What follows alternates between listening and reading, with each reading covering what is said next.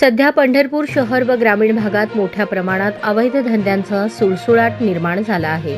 या अवैध धंद्यांचा कायमचा नायनाट करण्यासाठी सहाय्यक पोलीस अधीक्षक प्रशांत डगळे यांनी धाडसत्र सुरू केले आहे.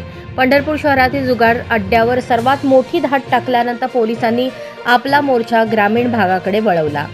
तरकम येथे एका जुगार अड्ड्यावर धाड टाकत 15 जुगारींना पोलिसांनी जेरबंद करून त्यांच्याकडून लाखोंचा मुद्देमाल हस्तगत केला.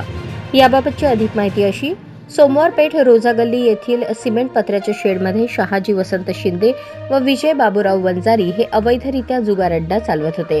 याच जुगार अड्ड्याच्या जवळच्या खोलीत बेकायदेशीररित्या देशी दारू विकली जात होती. पोलिसांना याबाबतची गोपनीय माहिती मिळाल्यानंतर पोलिसांनी त्या ठिकाणी छापा टाकला.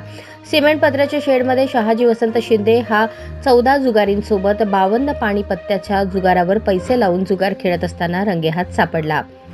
पोलिसांनी या छाप्यामध्ये 14 मोबाईल, 7 मोटरसायकली, देशी दारू असा एकूण 6,23,622 रुपयांचा मुद्देमाल जप्त करून करकम पोलीस ठाण्यात 15 जणांवर महाराष्ट्र जुगार कलम कायदा 4(5) प्रमाणे गुन्हा दाखल करण्याची प्रक्रिया केली आहे. ही कामगिरी पोलीस अधीक्षक अतुल कुलकर्णी, अप्पर पोलीस अधीक्षक प्रीतम यावलकर, सहाय्यक पोलीस अधीक्षक प्रशांत डगळे, पोलीस उपनिरीक्षक Nilesh Gaikwad, police head constable Nilesh Ronge Satav, police constable Huljanti Londhe Kamble, Ajit Jadhav Mane यांच्या पथकाने पार पाडली.